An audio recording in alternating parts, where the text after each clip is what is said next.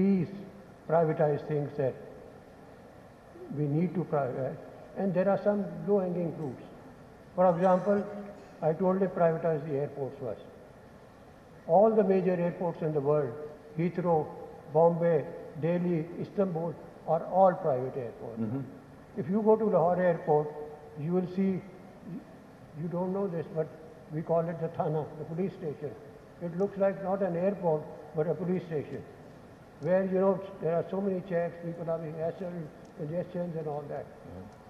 You privatize these airports, and you will see the difference.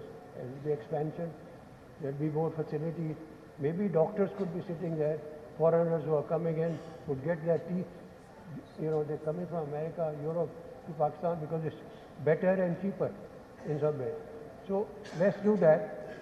And also the government should, when we took over the banks, Habib Bank, UBL, myself and I, we fired 51,000 people. One day we just fired 51,000 people. The central bank supported us. They gave us cheap loans and we paid off all these people. Anybody who had service left, if he was 40, then 20 years we paid. Can you contextualize that a bit, maybe for people who aren't in business? When you say we fired 51,000 people, we'll have people in the audience who say that's terrible, but I think you're making the point. I'm coming to the point. Okay, yes please. So let's say we didn't fire them, we separated them. That would be a better word. So we gave them so much money, which they deserved, and we said they went with all that billions of rupees to somebody made a house, somebody made a small business, somebody made a restaurant, and I saw and I do still see all those people, and that money came into the economy. So it's not only the efficiency improves, but you also. And then now, after 30 years, we employ more people than we fire. So that doesn't mean that, you know, you create new services and you create new, you know, debit cards, credit cards, so on, car mortgages and all that. So you can, it's a short-term problem, but you have to do that. For example, in Punjab Food Department employs 140,000 people. So I went to the Chief Minister before you, sir, and I said to him, we'll give you a loan, all the banks will put together the money, give them a golden handshake, let them go. And, you know, so what we need to do is to make the government smaller.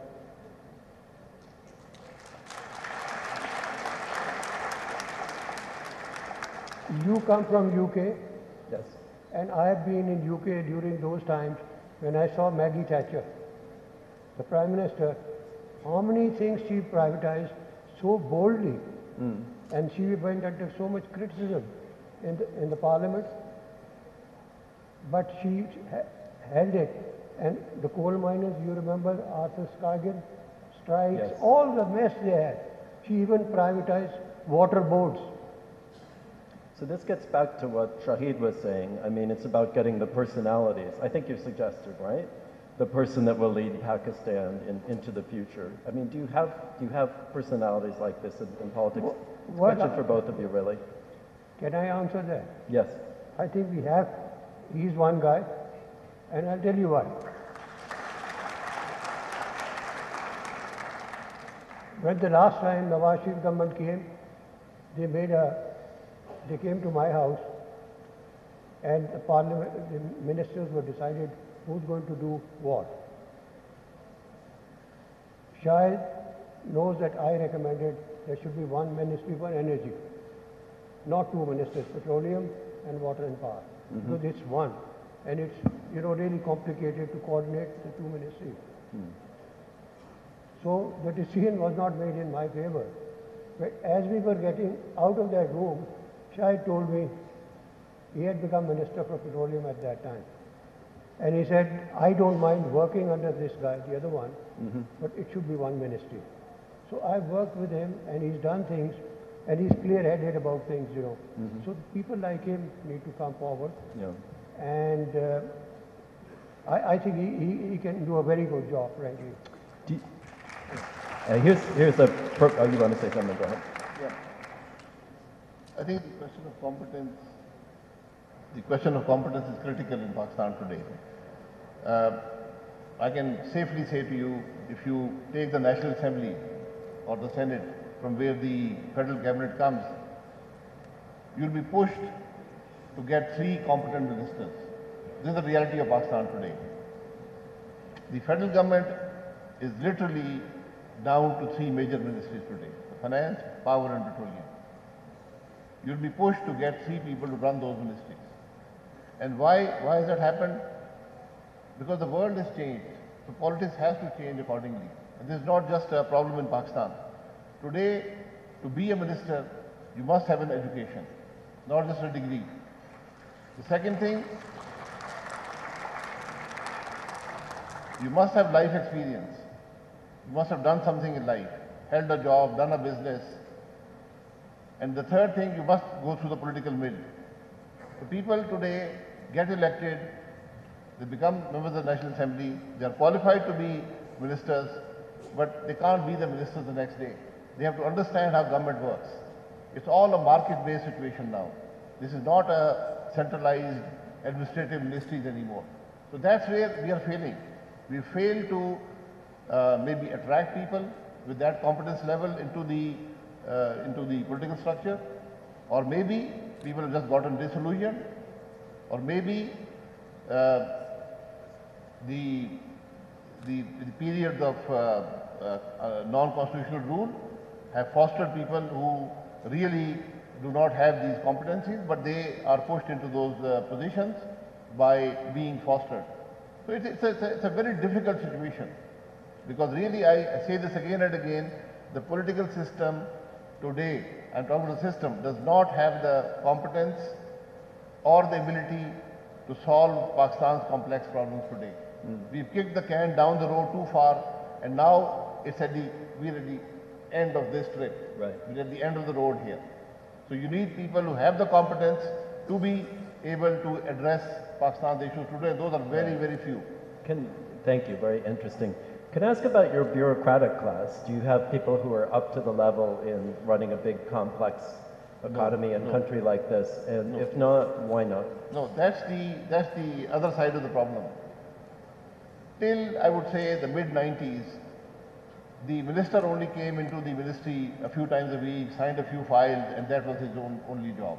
He attended cabinet meetings, approved things. Today, if the minister does not provide leadership, the bureaucracy does not have the competence or the experience to resolve the issues of that ministry. Why has that happened? Because we have been left with a very archaic system of governance, which does not allow competence or experience to be built up. For example, if you take the federal government today, you take the petroleum ministry or the power ministry, every decision is in billions of dollars. The people, the secretaries who come there, for example, both the secretaries who are holding these positions today have never ever worked in the federal government. These are all federal officials, but they prefer to work in the provincial governments because the perks are and the power privileges there are much higher. So when they reach the end of their career in the last, and when they hold the highest grade in the bureaucracy, they prefer to come back, or they are forced to come back to the federal government. Right. So today we have federal officers working at the tehsil level, which is the lowest administrative unit in the provinces. We have people at the federal level, at the district level, people at the division level, people in the provincial government, all federal officers. This has to change. The provinces should have their own bureaucratic structures, and the federal government needs to specialize.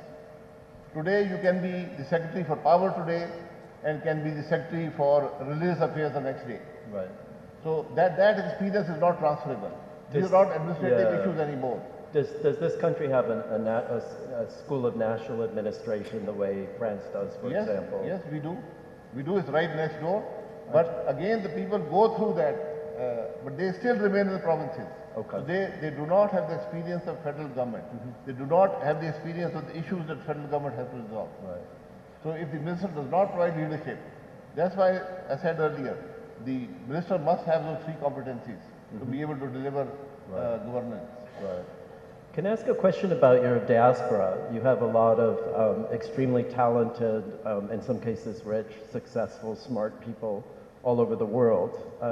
Have you thought in Pakistan of bringing back and enlisting their help in bringing your country out of crisis or developing it, to put a more positive spin on what needs to be done here?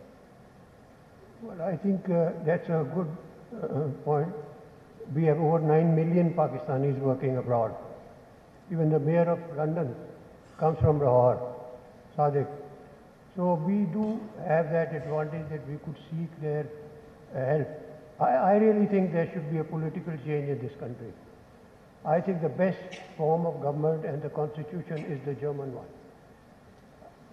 After the war, they have a very good system where the three major political parties, if you are less than 5%, you're out, as you know that. So the three parties which are there, they nominate, if there are 200 members in the parliament in Germany, they say that these are the 200 people that we will get into the parliament, the party. And that is why in Germany you have everybody who's a Dr. Schiller, Dr. Kissinger and all that. So they are not constrained that they have to keep people who are not qualified, as we say. So I think we need to have something in Senate, for example, in Pakistan. If you look at it, there are all kinds of people in Senate who have no place there. I don't want to go into names, but you know, people who are your relatives, who are, somebody was a policeman, he might have helped you. He's become a senator and all that. So the concept of merit in Senate, and then Senate is also very important, that it just balances the politics. Couldn't that be settled with legislation? Isn't that something that your lawmakers could look at? Provisions against nepotism, or is that just a complete no zone in Pakistan? It's an innocent question. I don't know. I don't think so. I think we need to, as I said, reduce the government. You know, there's simple things. For example, this is one of the few countries in the world where there is no price of water. No price of water. If you have washing your car, you keep on washing your car. If you're giving water to your farms and all that, we don't have any modernization in that also. I mean, if you look at I do farming also, we have got these pivots. You go from here to Islamabad on the right side, Sukhia. I use only 20% water. And the rest of and that is why our crops are also distorted. Sugarcane would be never viable in countries like Pakistan. But since you have no price, everybody is doing whatever he wants to do. Is there a strong farmers lobby? I mean, I'm surprised the IMF hasn't pressed Pakistan on this point, if they're asking you to get rid of subsidies. I don't know why, but they're getting involved in the smaller things, but the IMF is not talking about the water. We are not short of water. If we do have a price of water, I can tell you, we will have no shortage of water in this country. But since we do not price something, then you will misuse it and waste it. So these are very small things, you know, but they need to be done. You know, the price of water is one thing very fundamental to our economics, you know. So we need to do those things, you know. And then, it's a strange country. We have three borders, one with India, one with Afghanistan, and one with Iran. We don't trade with anybody. And what, sir? We don't trade with anybody. Most of the countries who have done well do well on the regional trade. Yes. America, Canada, Mexico, when NAFTA was made, they said it will be a disaster for America. But that didn't happen. European Union, you look at it. And then Boris Johnson comes in and takes you out of Brexit. And now you have a problem. So I think these are the few fundamental decisions we need to take. You know. So you're not exploiting your natural overland trading routes with your neighbors. Perhaps that's something that could change in the future with India, for example, with goodwill from both sides.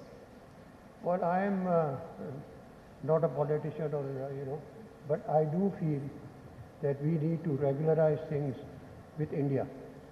Come what may be.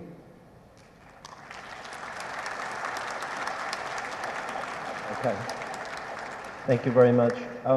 Let's talk a little bit about the factors perhaps beyond Pakistan's control or only partially under your control. and notably climate change and this $9 billion of pledges that your country's gotten from the international community. I'd be curious about both of your reflections, or either of your reflections on this money. Do you think it's well intended? Will it be well spent? What do we know about it? And will it be one step out of the crisis for Pakistan? Yeah, Pakistan is a net recipient of the effects of global climate change. Our contribution by any measure in CO2 emissions or any other emissions are much lower on a per capita basis than probably most countries in the world, and certainly probably the lowest amongst the large countries in the world. The money that you've just mentioned, my experience has been that these are mostly promises, and much of it doesn't materialize. So Pakistan has to use its own resources to help the effects of the recent floods. And we must also understand that these floods were not driven by flooding of the rivers. This was driven by rain.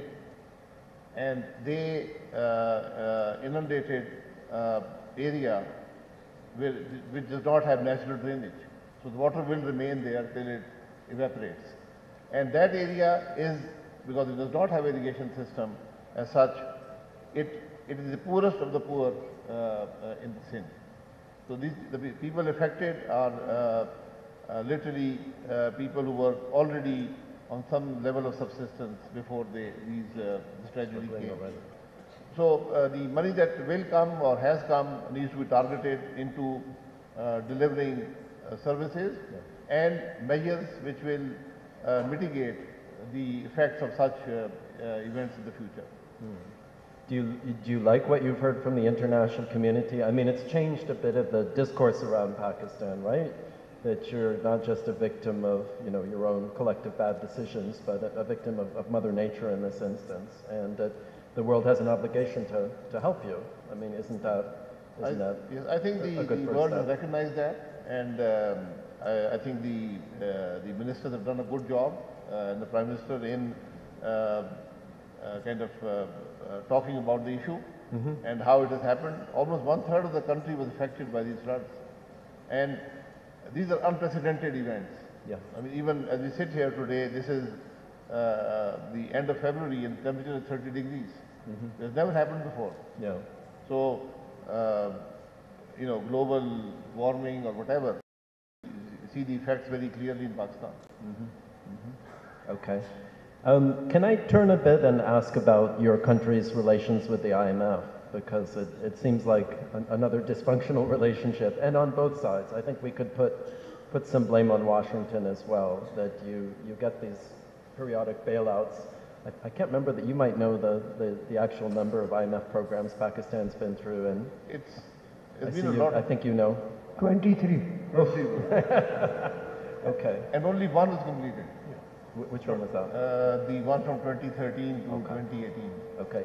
Where was the dysfunction there, and how does one fix that? Well, And I believe some of it's in Washington, so let's not, just to be clear, this is not I don't have any narrative on this.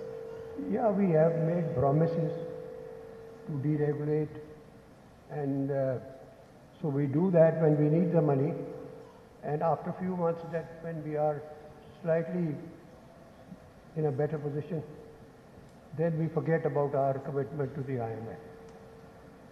And that is now being felt very much in Washington. I think I've seen some statements from the IMF managing director, the lady. I think she's also made some exaggerated statements. The IMF guys don't do that on press and all that. So they have also been rather harsh with us. But the fact of the matter is, we've done 23 programs, and we are back to the same after a few years. And this is happening with other countries also. Argentina, Egypt. They've had so many programs, but 23 they haven't also had. So we need to go through, and our people are now prepared, I think, for the worst. That whatever is going to happen, we'll have to go through. If we mess up with it again, and now that the elections are coming, what's the, so now they want constitutional guarantees, IMF. So I think that's a bit unfair. How will the elections play into this dynamic? I mean, can this, yeah, I mean, how will the two things relate? I think nobody will talk about IMF, but they'll say interest rates have gone up, Yeah. our prices have increased of things, you know. For example, in India, the 1 liter of petrol is 300 rupees, and we have now gone to 272. So this was a thing we should have done gradually over the years. A devaluation is Yeah, what you're look saying. at the price in UK, your country, Right. is much more than here. So the issue is that we need to price things properly, otherwise it will be misused, like what Right. I was discussing. So we need to put our house in order and do some of the things that need to be done. The other thing which is a big opportunity for Pakistan is the Thar coal, The what? the coal that we have discovered. Yes. Thar. Now that's equivalent to the Saudi oil, for example. Now this coal is not only for making power, you can make fertilizer out of it, you can make gas out of it. So we have such a big resource. But the problem is that we haven't made the infrastructure Yeah. from Thar to the main roads and to the electricity grid. So that also we need to sort out. It's a big coal deposit. What part of Pakistan is it in? In the south. In the south. In the south. At the risk of being obnoxious, I mean, isn't there a bit of a danger when the world has a lot of sympathy for Pakistan as a victim of climate change to be investing big in coal? Or do you think the world will But we're not understand this? investing in some things. For example, when you use this coal from Thar, which has a little bit higher moisture, but if you put it in a cement kiln, the temperature that is 1500 degrees, it all evaporates. When you make all the, use it. India, for example, 71% of India's electricity comes from coal. It does. And nobody talks about it, you know. So for us, you know, these projects that we have put on, now, we are now a surplus in electricity, and we will be for some years. So I think the Thar coal has to be used, and this chap, Adani, who is a friend of Mr. Modi, is also made his. You might speak closer, yeah. Yeah. Thank you. Mr. Adani is, they have the Thar coal on the other side of the border also. And he's made power plants, all Yes. kinds of things, you know. Yes. And they have used this much better than us. Yeah. The issue is that domestic coal like Thar produces the least cost power. Pakistan has a very small carbon footprint. Most other countries, including the US, are using huge amounts of coal every day. So Pakistan also needs to benefit from its domestic coal. All our other fuels are imported. So the issue today is that we are not able to get financing to put up projects there because financing for coal is very difficult to get now. That's what I was going to ask. I mean, how are you going to be able to bankroll this? Yes, You know? that is the issue. Yeah. I think that's where, let's say we have the IMF program. Now, there's always a underlying political motivation to the IMF. We need to recognize that. The IMF is voluntary. You go to them, they don't come to you. So, and they inject basic financial discipline into your system. Yeah. It's not rocket science. It's something we should have been doing ourselves. We were unable to do that. Now, circumstances and the IMF impose that on you. And the IMF program opens up other doors for you because the oversight that they provide gives your bilateral partners or the multilateral confidence that you're on the right path. So that's where we stand today. But I think Pakistan needs to be able to benefit wherever it can provide some relief to its people. And Mr. Bansha mentioned, the Thar coal can be a big part of that. Because our LNG based plants or the oil based plants are quite expensive. Okay. I might be putting you on the spot, but have you thought of, applied any thought to how the climate resilience money might be spent? The $9 billion that's coming into Pakistan from the international community after the floods. What kind of projects you should be spending money on in that field? Well, as I said earlier, number one, it's a check in the mail, hasn't arrived yet. So we'll see how much money comes. The first priority should go to the people affected. Yeah. But then you have to have mitigation measures on how to avoid such calamities in the future. And beyond that, I think you need to have national policies which contribute to the environment. Because I think Pakistan is probably one of the most affected countries by global warming or the climate change. You can go to any part of the country and the climate has drastically changed within the last 10 years. Huge changes in the climate. So Pakistan needs to use this money to maybe mitigate those measures. More plantation of trees is one thing. Usage of water, how do we use water? And beyond that, the crop patterns perhaps have to change. So there's a lot of work to be done in this area. And maybe a final provocative question before we throw it open to questions from the audience. Is Pakistan too big to fail? I mean, this is one of the tropes, this is one of the things people always say to me when I'm writing yet another news story about the negotiations with the IMF. Are there calculations in Washington and elsewhere that your country is so important, so strategically delicate, such an important ally in many cases that you'll be given the money or even soft money no matter what? Unfortunately, a lot of people in the country, in the power structures, subscribe to this theory that Pakistan is too big to fail. And it's a nuclear state, it cannot fail. It's a country of 230 million, it cannot fail. But that's not the reality. If you look at what is failure, today we have 35% inflation. We have, and more pain is to come, because when you have such huge fiscal deficits, for example, the net income of the federal government today does not pay for debt servicing. Right. You have to borrow more, which produces more debt servicing for everything else. The current account deficits are very obvious. We don't have enough dollars to pay for our imports. So to mitigate, to counter all these issues, you have to have policies which will result in pain on the common man. And when that happens, the government in power will pay the political price at the polls for taking those tough decisions. So governments shy away from taking those tough decisions. Right. Like I said, now it's the end of the road. You don't have a choice anymore. No. Like we've vacillated too long, and there's no room left to vacillate anymore. No. Did you want to say something? Yeah, I'd like to say that what he's saying is right, but I think we need to remember one thing. By exporting enough to cover our imports is never going to happen in the short term. You know the countries which are been deficit for 30 years. Even the US is one of them. We need to get foreign direct investment. FDI has to come in, and it was coming in the past. In India, for example, BlackRock, a hedge fund, is investing $100 billion. Who is, sorry?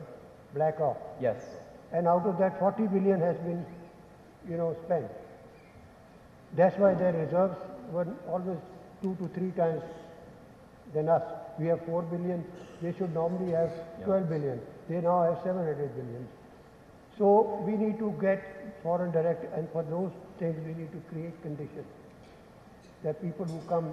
Similarly, if you look at Prince Salman, he's invested $7.5 billion in Reliance, Ambani's company.